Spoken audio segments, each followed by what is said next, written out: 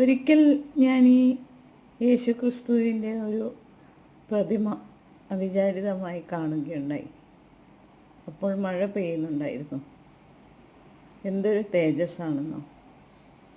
അല്ലെങ്കിലും മനുഷ്യ നന്മയ്ക്ക് വേണ്ടി സ്വയം കുരിശിലേറിയ മഹാത്മാവാണ് യേശുക്രിസ്തു. ഒരിക്കലും അദ്ദേഹം സ്വന്തമായി എന്തെങ്കിലും ഉണ്ടാക്കാനോ ഒന്നും ശ്രമിച്ചില്ല. ഈ മനുഷ്യ നന്മയ്ക്ക് വേണ്ടി മാത്രം പ്രവർത്തിച്ച ഒരു ദേവാദിദേവൻ എന്ന് പറയാം.